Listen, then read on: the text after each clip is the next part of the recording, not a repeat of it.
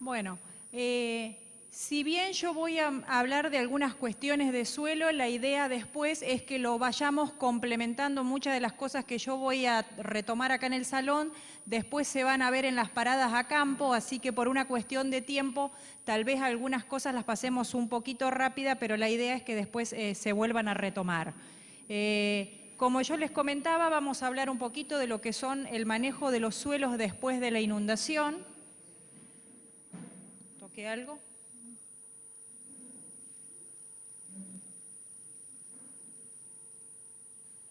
Bueno, mientras nos vamos terminando de acomodar.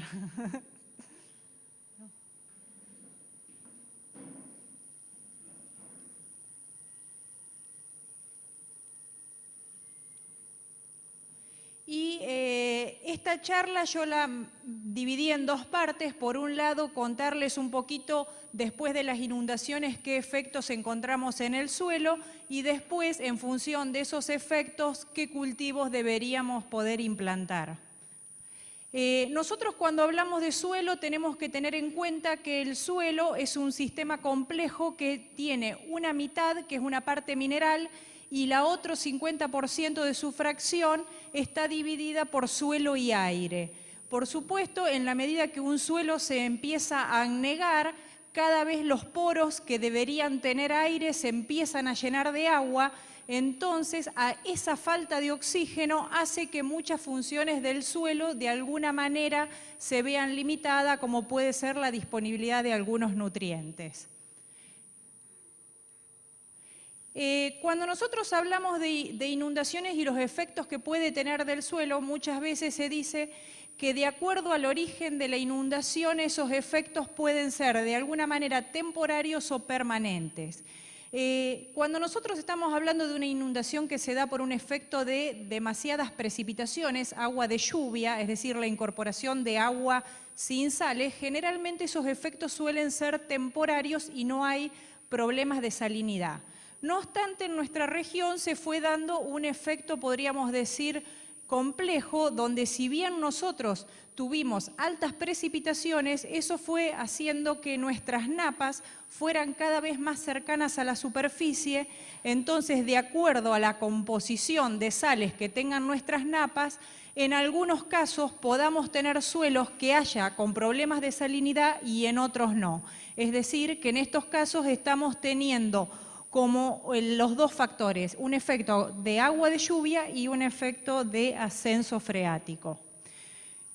El primer condicionamiento que tienen las napas es, como yo les decía, es la falta de oxígeno, es decir, por más que la napa sea de agua dulce, el hecho de estar cubriendo la mayor parte de los poros del suelo afecta la producción de los cultivos. Hay información que dice que de acuerdo a la profundidad de la napa, cómo se afecta la producción de esos cultivos, y si nosotros ahí yo les puse de los principales cultivos que tenemos en la zona, para un cultivo de trigo ya una napa que esté de 70 centímetros para arriba ya va a estar afectando el rendimiento. Entonces esto es importante que nosotros conozcamos en nuestros lotes a qué profundidad está en la napa, para ver qué nivel de riesgo vamos a tener a la hora de sembrar un cultivo de trigo. Además, una napa 70 centímetros en este momento, previendo después las lluvias que vamos a tener en primavera, si se dan precipitaciones normales, posiblemente esas napas vuelvan a ascender nuevamente en primavera. Entonces a lo mejor estamos implantando un cultivo de trigo que inicialmente arranca más o menos bien, pero podamos tener alguna complicación allá por octubre. Entonces muchas veces decimos en los lotes que la napa está por encima de los 70 centímetros son de muy alto riesgo para cultivos de cosecha. ¿Qué pasa con un cultivo de alfalfa? Bueno, un cultivo de alfalfa, después Cecilia lo va a retomar en la parcela, es un cultivo muy sensible a la napa y en general lo que se ve es que cuando las napas están por encima del metro se ve muy afectada la productividad. Ahí vemos en estas fotos algunos de los síntomas de esta pastura que si bien nosotros no vemos al suelo encharcado, con una napa tan superficial como se ve que se van perdiendo plantas y además la productividad del cultivo se ve muy resentida. Estos son datos de las parcelas de alfalfa, de los ensayos comparativos que tenemos en el INTA de General Villegas, donde se relacionó la producción media anual de las pasturas con la profundidad de la napa. Si nosotros vemos, en la medida que las napas se van haciendo más profundas, estamos con los niveles más altos de productividad, cuando la napa está alrededor de los 2 metros, metro y medio, y el puntito que tenemos allá arriba de solamente 5 toneladas se dio en el último periodo donde tuvimos la napa como figura ahí entre 30 y 40 centímetros. Esto es promedio de todos los cultivares que se están evaluando en la experimental de Villegas. Después, ¿qué otros efectos tiene la inundación sobre el suelo? Puede haber un efecto de compactación. En general, cuando uno está pastoreando lotes que están totalmente anegados, como la foto de la izquierda, generalmente el suelo no se compacta porque está sobresaturado. Es decir, los suelos se compactan más cuando están con una humedad intermedia, como podría ser la foto de la derecha. Es decir, difícilmente ahí donde vemos en la foto de la izquierda que el suelo tiene agua en la superficie, no hay tantos problemas de compactaciones como cuando los suelos están parcialmente saturados, donde ahí sí con el pisoteo se van generando como un tipo amasamiento de la masa de suelo. Por supuesto que esa compactación que nos puede quedar en los suelos hace que nosotros tengamos menor aireación y, como yo les decía, alguna menor actividad biológica, hongos, bacterias se ven afectados y eso afecte la disponibilidad de algunos nutrientes. Para el caso del fósforo no hay efectos demasiado claros. Hay una parte de la bibliografía que dice que como se mueren muchos hongos en los suelos que están recurrentemente anegados, la disponibilidad de fósforo disminuye, y hay otros que dicen que como hay efectos por falta de oxígeno, hay reacciones químicas que hacen que no se modifique. Entonces esto no está muy claro y la recomendación es, antes de implantar un cultivo en la próxima primavera, tengamos la precaución de hacer nuevamente análisis de suelo para ver cómo están los valores. Como el fósforo es un nutriente muy poco móvil, en cultivos de invierno tengamos la precaución que es muy limitante, ya sea cultivos de trigo, cultivos que estemos pensando para ensilar, gramíneas de invierno o aún pasturas que pensemos sembrar en primavera, tengamos en cuenta que el fósforo es muy poco móvil y en cultivos que se establecen en invierno es cuando es más necesario. Por eso yo ahí les muestro una foto de un cultivo de trigo, fíjense el efecto arrancador que tiene una aplicación con fósforo. Ahí yo les pongo nosotros los umbrales que estamos manejando de fósforo en cultivos de invierno, tanto trigo como cebada, estábamos hablando de un umbral de 18 partes por millón, y cuando estamos en pasturas depende de la especie, teniendo la precaución de que la alfalfa es el cultivo que tiene el umbral más alto de fósforo y deberíamos estar corrigiendo nuestros lotes cuando tenemos menos de esas 25 partes por millón. En la medida que nosotros estemos pensando en implantar pasturas con otras especies, como pueden ser tréboles, consociadas, con festuca, nuestro umbral puede ser un poco más bajo y andar alrededor de las 15 partes por millón. Con el tema de nitrógeno, también el hecho de que los suelos estén parcialmente encharcados afecta a veces la disponibilidad. Esto es una foto de unos maíces de la campaña pasada, que eran maíces que igualmente se habían fertilizado, pero parte de ese nitrógeno que se agregó como fertilizante se perdió a la atmósfera como gas. Entonces, el año pasado nos pasó que algunos cultivos de maíz habían sido fertilizados y uno los veía pálidos por esa falta de nitrógeno. En lo que respecta a cultivos de invierno, hemos visto de todo. Hemos visto lotes que están muy lavados, en lo cual habría que, al momento de implantar cultivo y sobre todo gramíneas, aplicar nitrógeno, y otros lotes que eran de pasturas y que no tuvieron tantos encharcamientos, que como se perdió el cultivo y hace varios meses que están sin cultivo, la disponibilidad de nitratos es alta. Así que nuevamente acá la idea es, no venimos a dar recetas, sino evaluemos al momento de implantar los cultivos en cada lote cómo estamos con estos nutrientes, porque si bien pensábamos que en la mayoría iban a estar lavados y muy pobres, nos encontramos con algunos lotes que tienen buenos valores. Y otra cuestión que nos está preocupando, ya lo que yo les decía, acá sí cuando estamos teniendo napas salinas. Nosotros en nuestra zona tenemos una gran variabilidad en cuanto a la calidad de napas. Tenemos napas muy buenas y napas muy malas. Mientras esas napas están alejadas del suelo, generalmente no afectan a los cultivos y podemos tener muy buenos rendimientos. Pero el tema de tener estas napas cercanas, con sales tan cerca de las superficies, ya nos podría llegar a afectar a algunos cultivos. Fíjense en ahí, esto es una napa que está afectando y está depositando sales alrededor de 80 centímetros de profundidad. Esto es lo que estamos viendo en algunos lotes agrícolas que no tenían problemas y en algunos sectores están apareciendo estos indicios de depósito de sales que nos están dejando el ascenso de estas napas salinas.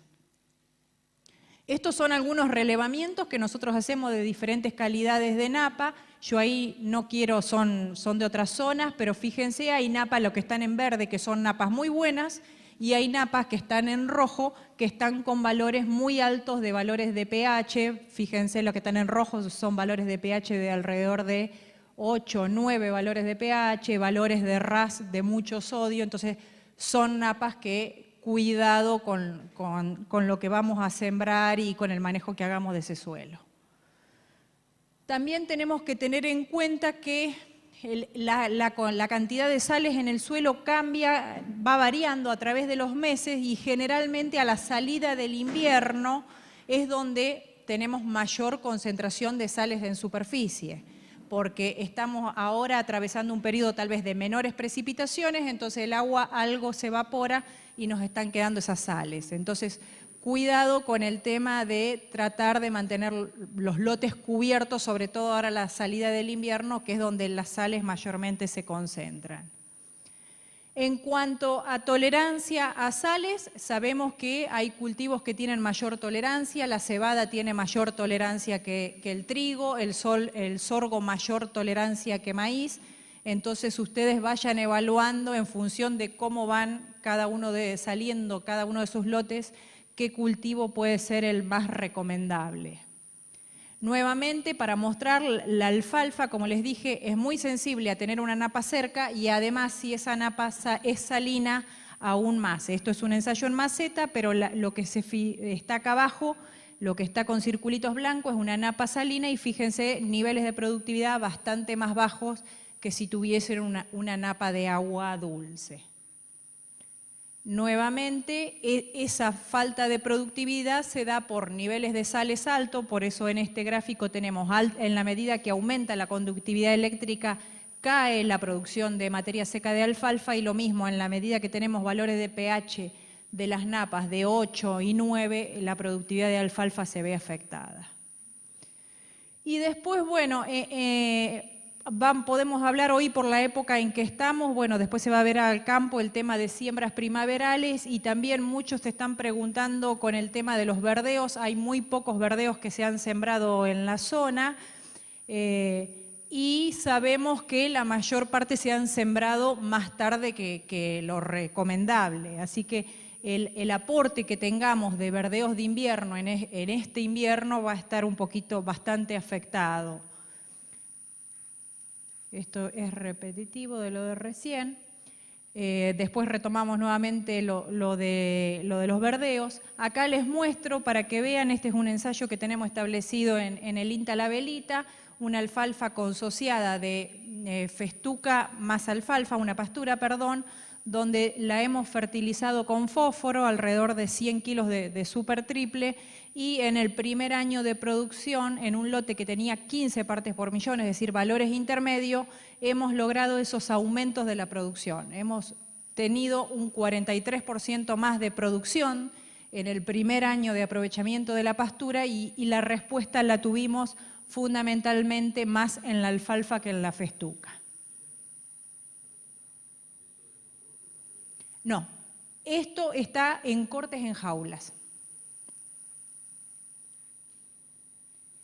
Y después el rol de los verdeos este año no, digamos, lo estamos pensando no solo en el tema de las cadenas de pastoreo, también en el caso de los productores que están en agricultura continua, la inclusión de verdeos de invierno como cultivos de cobertura para tratar de consumir agua y tratar de bajar un poquito las napas, y también como reservas para silo.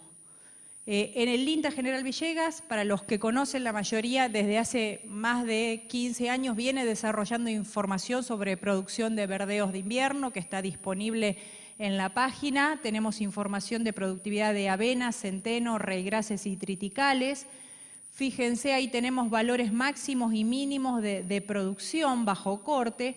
Y tenemos una alta variabilidad. Ese 40% que figura ahí nos está diciendo que hay mucha variabilidad, no solo entre tipos de verdeos, sino dentro de cada verdeo entre especies. Vamos a ver.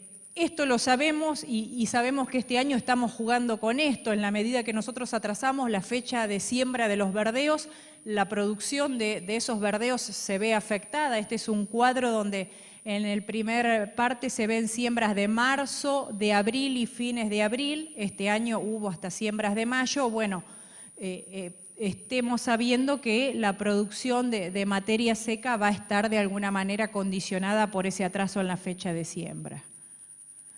Y también tenemos información de cuáles son los cultivares más precoces dentro de cada uno de los verdeos. Esta información también está disponible, donde posiblemente las avenas y las cebadas nos permitan un aprovechamiento más rápido cuando estamos necesitando tener el pasto más temprano, y tal vez los raigrases, que son los que están más agrupados en el grupo del fondo, tengamos una menor producción invernal, pero tal vez una mayor posibilidad de tener forraje a la salida del invierno, porque son cultivares de crecimiento inicial más lento, pero de muy buena producción en el invierno.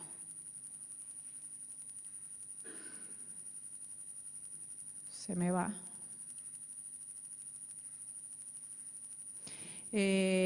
Nuevamente lo que decíamos, el impacto, bueno, el impacto que tiene la fecha de siembra sobre la producción. Fíjense, siembras tardías, prácticamente uno está logrando el 50% de la producción de materia seca que tendría de un verdeo de fecha de siembra temprana.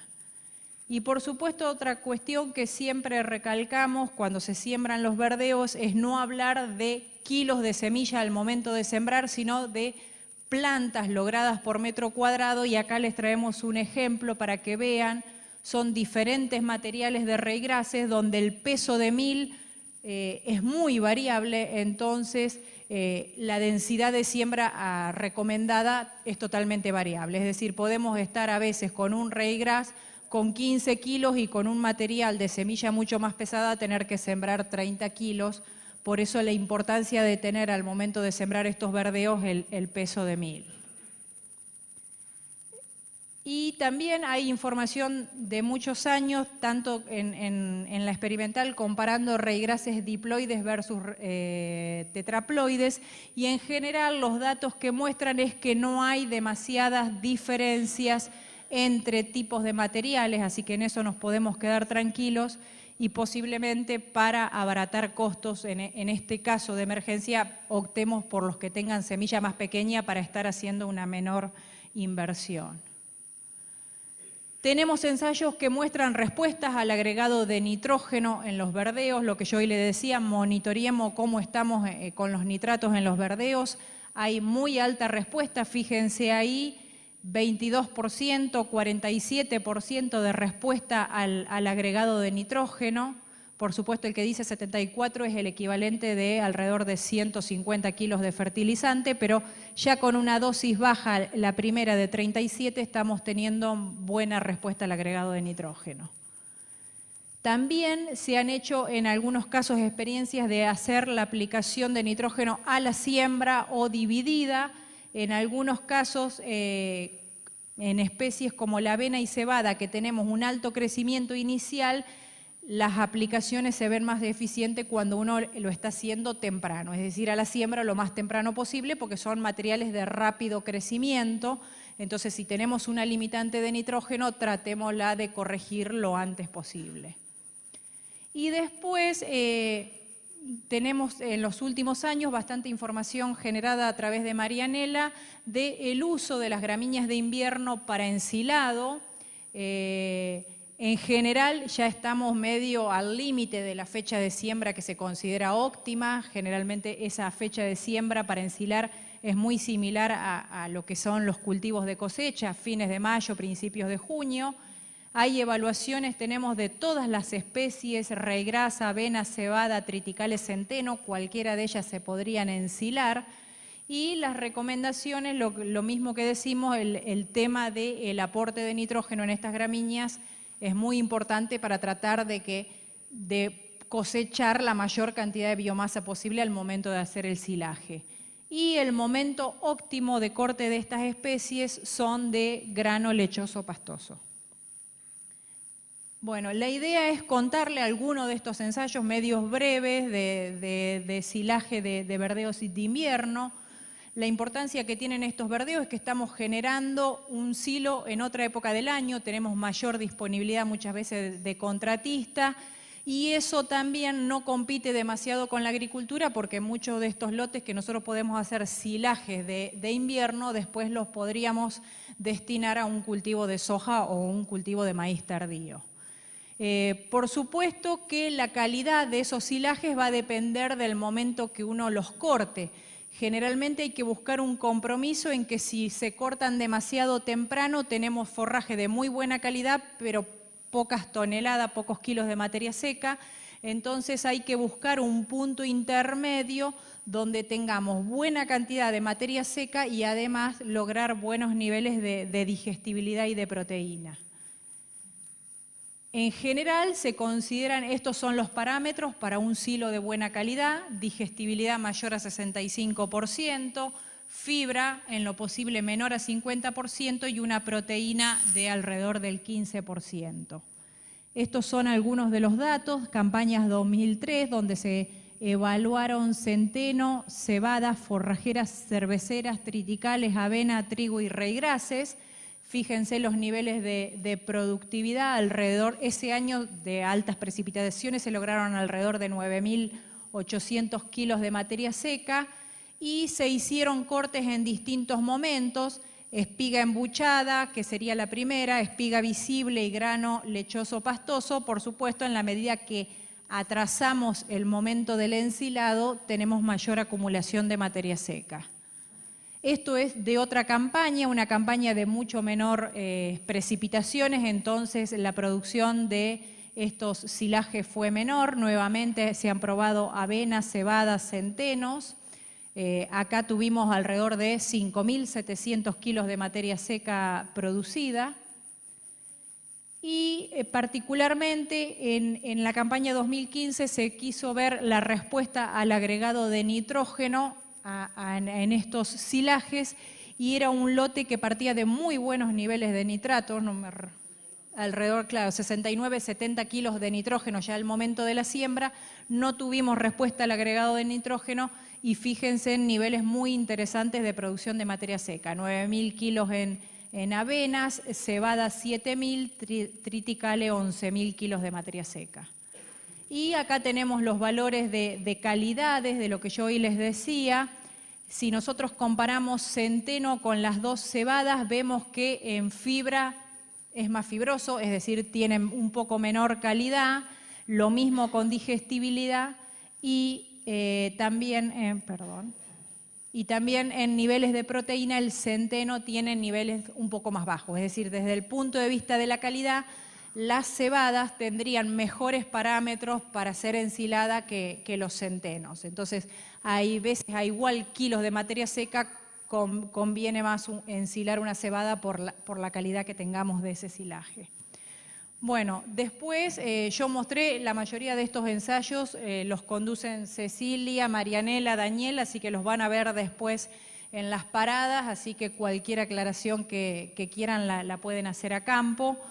Y como para resumir, no podemos generalizar con el efecto que van a tener las inundaciones sobre nuestros suelos, como yo les decía.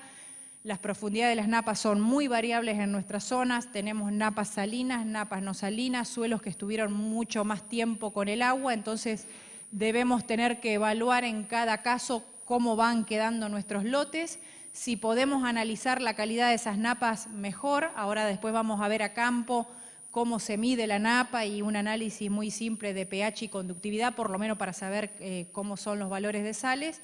Y después, en función de esas calidades de napa, tendremos que ver qué cultivos serán los que son más tolerantes como para arrancar esta transición a volver a recuperar estos suelos. Bueno, esto es más o menos lo que les quería contar. Cualquier cosa después lo seguimos charlando. Un aplauso para Miriam, muchas gracias.